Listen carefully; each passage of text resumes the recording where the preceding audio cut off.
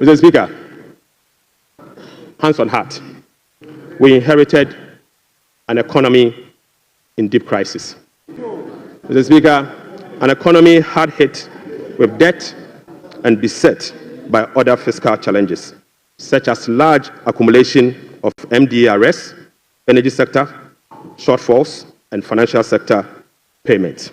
Weak commitment control and reckless public spending have reversed the progress made in fiscal consolidation, even under the IMF program that commenced in the year 2023. Speaker, notwithstanding the gains made under the IMF-supported program that was to achieve through the painful sacrifice of domestic bondholders, external creditors, and taxpayers, the economy remains in distress. Right Honourable Speaker, key performance indicators to be assessed by the IMF staff in the upcoming fourth review of the program, scheduled for April 2025, such as the primary balance on commitment basis, inflation, social protection, and others, as at end 2024, are likely missed. Right Honourable Speaker, in addition, all structural benchmarks due by end December 2024 are also missed. Mr. Speaker, inflation worsened in the year 2024 from 23.2% in the year 2023 to 23.8% in 2024. Mr. Speaker, the 2024 end period inflation also exceeded the budget target of 15% by 8.8 percentage points and the IMF central target of 18% by 5.8 percentage points. Unfortunately, this has triggered a discussion with IMF under the monetary policy consultation clause. Right Honourable Speaker, the primary balance on commitment basis worsened from a deficit of 0.2% of GDP in the year 2023 to a deficit of 3.9% in the year 2024. Mr. Speaker, the primary balance on commitment basis target for 2024 was a surplus of 0.5% of GDP. Sadly, the previous government recorded a deficit of 3.9 percentage point of GDP. This presents a slippage of a whopping 4.4 percentage point. Right Honourable Speaker, at the end of December 2024, total central government arrests amounted to 67.5 billion Ghana cedis, representing 5.2% of GDP. The Speaker, with the road sector recording an arrest of 21 billion Ghana cedis. The Speaker, when I assumed office on the 23rd of January 2025, my office was inundated with requests for payment from many contractors and suppliers. To ascertain the total arrests and outstanding payment for all MDAs, the Ministry of Finance decided to formally request all MDAs on the 28th of January 2028 to submit information on all arrests and outstanding claims for validation. Subsequently, Mr. Speaker, the Ministry of Finance held a special hearing with the MDAs to validate the arrests that were submitted for payment. The response from the MDAs and the validation revealed that a staggering amount of 67.5 billion Ghana cedis is owed to government contractors and suppliers. Mr. Speaker, this consists of MDA's outstanding interim payment of invoices worth 49.2 billion and bank transfer advice at the Controller Accountant General worth 18.3 billion Ghana cedis. Mr. Speaker, this 67 billion excludes 1.73 billion US dollars owed to independent power producers. This 67 billion also excludes 68 billion Ghana cedis owned by Electricity Company of Ghana to contractors. Mr. Speaker, this 67 billion US dollars also exclude the 32 billion owned by the Ghana Cocoa Board to contractors. And Mr. Speaker, this 67.5 billion also excludes the 5.75 billion owned by the Ghana Road Fund to various contractors. Right Honourable Speaker, the Bank of Ghana is also seeking an amount of 53 billion Ghana cedis as bailout to be able to address their negative equity challenge that they face. Mr. Speaker, as part of the measures to address these mounting accumulated arrests, we have commissioned an audit of these arrest payments and guarantee value for money before a penny will be paid. Mr. Speaker, before a penny will be paid, we'll commit to do that arrest. Right Honourable Speaker, in addition to the 67.5 billion cedis in arrests, the validation process also revealed that MDAs have awarded contract to the tune of a minimum 194 billion Ghana cedis. Mr. Speaker, this amount represents 16.5% of GDP as at the end of 2024, with the road sector again alone accounting for 100 billion Ghana cedis. Mr. Speaker, most of these contractors and most of these contracts were awarded without commencement certificate and authorization.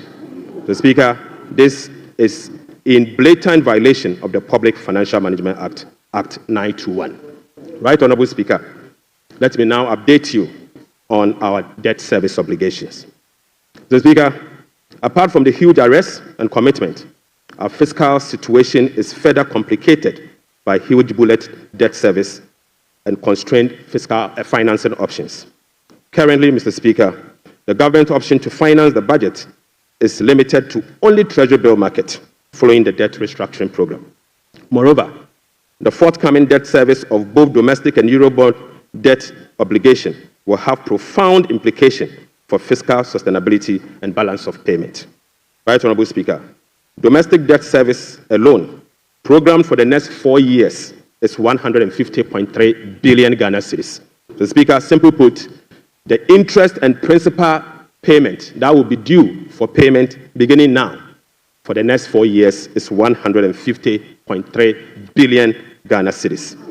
This represents 11.6% of GDP in domestic debt service obligation alone. The Speaker, of this 150 billion Ghana cedis, 73.3% of this 150 billion Ghana cedis is due for payment in the year 2027 and 2028. Right, Honorable Speaker, 2027 alone, the domestic debt service that will be falling due will be 57.6 billion, and 2028 will be made to call upon to pay 52.5 billion Ghana cedis. So, Speaker, the debt service obligation of 2027 and 2028 are major harms. These harms are cancerous and pose significant risks to the economy of Ghana. But, Mr. Speaker, touch wood, we shall fix it. We shall fix it. Mr. Speaker, our debt service obligation of this financial year is equally burdensome with significant harms. February, we were called upon to pay 9.9 billion. July, we'll be paying 6.2 billion. And August, we'll be paying 10.1 billion, all this year. Right, Honorable Speaker, the fiscal challenges are further compounded by the significant short-term Treasury bill that we also inherited. So, Speaker, these obligations, totaling about 111.1 billion Ghana cedis, requires rollover week in, week out, placing additional pressure on cash flows and liquidity requirements. Mr. Speaker, beyond the domestic maturities, Ghana faces significant external debt service obligations for the next 4 years. In the next 4 years, we'll be made to call upon to pay $8.7 billion US dollars, representing 10.9% of GDP, with heavy concentration again in the year 2027 and 2028. Again, Mr. Speaker, 55% of this external debt service will be due in the year 2027 and 2028. Right, Honorable Speaker, in the year 2027, we'll be made to pay $2.5 billion US dollars, and 2028, we'll have to again pay $2.4 billion US dollars. Right, Honorable Speaker, it seems the debt restructuring undertaken by the previous administration was designed to make 2027 and 2028 debt repayment heavy, sadly. So, Speaker, I don't know how come we sat and allowed that design to happen. So, Speaker, that is cancerous, but I can assure you we will fix it. Mr. Speaker, in spite of all this upcoming domestic and external debt service obligation, no buffers were built to cushion this unprecedented debt service burden. Mr. Speaker, as of 7 January 2025, the debt service reserve account, the sinking fund in dollar, has a balance of 64,000 US dollars. Mr. Speaker, when we were leaving office, we left behind 319 million US dollars in that same account. Mr. Speaker, the debt service reserve CD account had an amount of 143 million Ghana cedis. Right, Honorable Speaker, when we were leaving office, the balance was 430 million Ghana cedis. So, Speaker, I now move you to stalled project. So, Speaker, due to the bilateral creditors' debt restructuring that is ongoing, undertaken by previous administration, a staggering number of 55 projects have been halted. Mr. Speaker, this leaves a massive amount of $3 billion US dollars in undisbursed loans and about $300 million in outstanding interim payment certificates, IPCs. Some of these projects include the famous Efie Kwanta Hospital, the Kejetia Market Phase 2, the Bolgatanga Boko Pomacrom Road, and the Tema Aflawa Road project. Delayed payment and demobilization from site could result in cost overruns of over $1.1 billion US dollars. Right, Honorable Speaker, the IMF-supported program imposed an annual disbursement ceiling of $250 million for all bilateral loans that are being restructured. This constraint means that it will take a minimum of 12 years to complete all of this stalled program. Mr. Speaker, unfortunately, as a result of the debt restructuring, all this stalled program, working with the IMF will take a minimum of 12 years if we decide to go business as usual. We'll be engaging in the coming days to resolve this challenge. Mr. Speaker, I now take you to the famous energy sector fiscal risk. Mr. Speaker, the increase in energy sector financing shortfall is posing significant risk to the Ghanaian economy. In the year 2024, the Ministry of Finance supported the energy sector with payment of about 20.8 billion Ghana cedis. These resources could have been used for job creation and other development programs, like roads, schools, and hospitals, if the sector inefficiencies were resolved. The Speaker, a recent exercise conducted by the Energy Sector Financing Modeling Team under the Energy Sector Recovery Program, ESRP, revealed that the business-as-usual energy sector financing shortfall has increased significantly to about 35 billion Ghana cedis for the year 2025 alone, even after spending in excess of 20 billion cedis in the year 2024. Right, Honorable Speaker, more importantly, the shortfall for the period 2023 to 2026 has been estimated to be about 140 billion Ghana cedis. Mr. Speaker, this amount is 20 times more than the allocation for goods and service for all MDAs in the year 2025. Mr. Speaker, in addition, the energy sector shortfalls, which relate to current invoices that are largely unpaid legacy arrests due to the independent power producers. Mr. Speaker, the legacy arrests stood at $1.73 billion US dollars as at end 2024. Right, Honorable Speaker, the cocoa sector, which has long been the backbone of the Ghanaian economy, is sadly on its knees, owing to gross mismanagement. Mr. Speaker, the sector faces declining output and financing challenges, characterized by unsustainable debt, rover cocoa contract risk, and quasi-fiscal expenditures, including cocoa roads, which, Mr. Speaker, is a non-core function of the Ghana Cocoa Board. Right, Honorable Speaker, cocoa production has dropped by nearly 50% over the past 3 years. In the year 2023-2024 crop season, Cocoa Board was unable to supply 330,000 tons of cocoa to meet its contractual obligation. This sharply decline has affected the finances of Ghana Cocoa Board.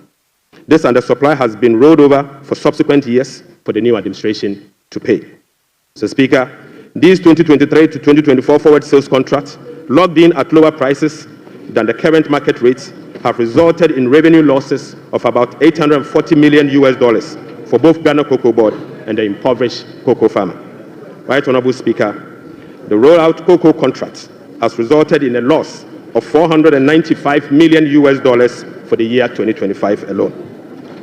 So, Speaker, these are the risks in relation to the market price differentials and, as a result, costs causing the smuggling that we see with Ghana Cocoa Board.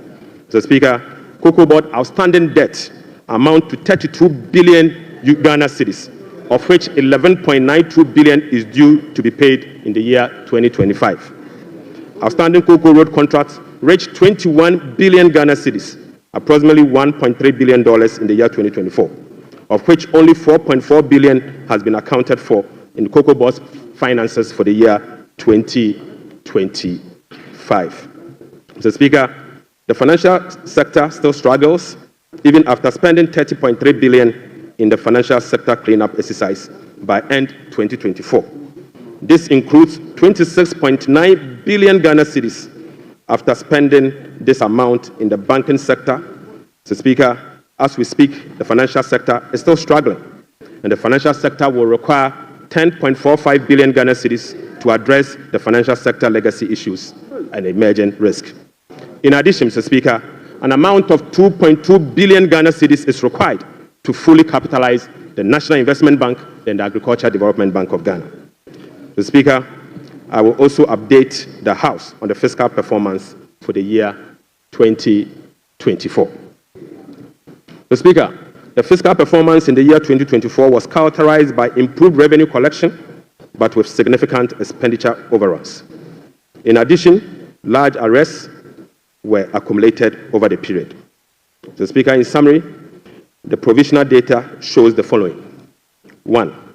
Primary balance on commitment basis, the key fiscal anchor of the IMF program, worsened from a deficit of 0.2% of GDP at the end of 2023 to a deficit of 3.9% of GDP at the end of the year 2024. This is 4.4 percentage points worse than the target surplus of 0.5% of GDP.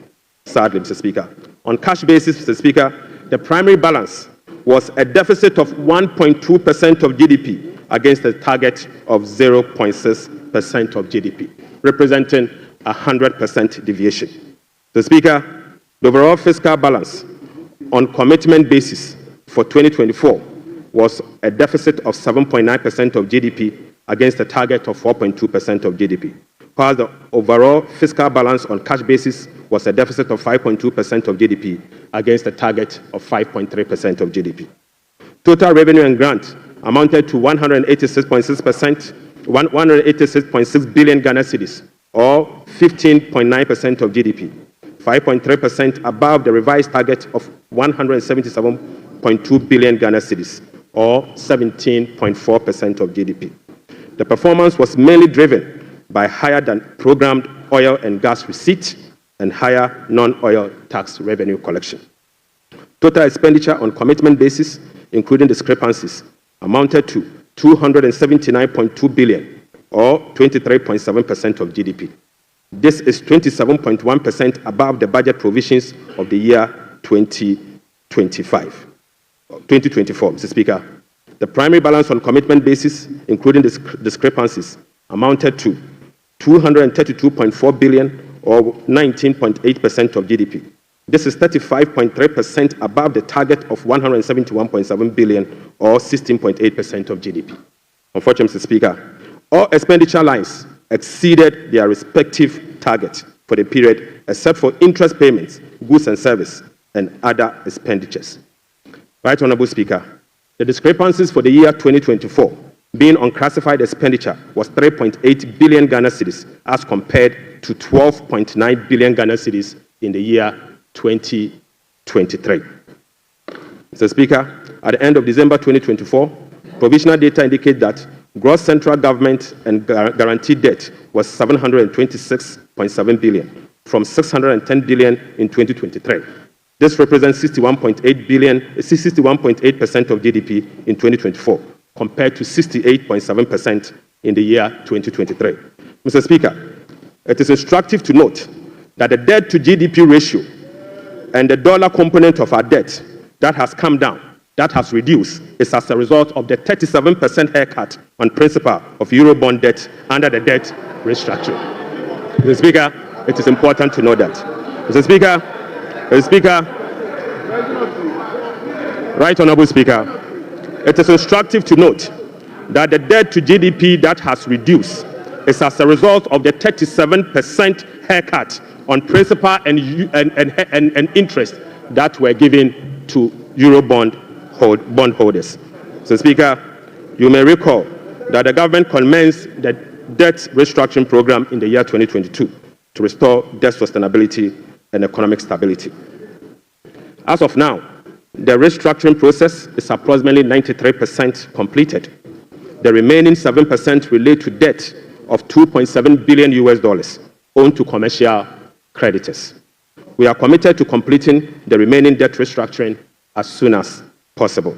Mr. Speaker, provisional 2024 GDP statistics published by the Ghana Statistical Service on the 10th of March 2025 show that overall GDP growth grew by 5.7% of GDP in the year 2027, compared to the growth rate of 3.1% recorded over the same period. Non-oil GDP growth. Mr. Speaker, the non-oil GDP grew by 0.6% in the year 2024, compared with the growth rate of 3.6% recorded in 2023. Mr. Speaker, the gross international reserves increased to a stock position of $8.98 billion at the end of 2024, and was enough to cover 4 months of imports, exceeding the target of a floor of 3 months of import cover. At the end of 2024, the currency had depreciated by 19.2% against the US dollars, 17.8% against the British pound, Mr. Speaker, and it had depreciated by 13.7% against the euro. Mr. Speaker, Right Honourable Speaker, it is what it is. The state of our economy is troubling, but we will fix it. Mr. Speaker, touch wood, we will fix it.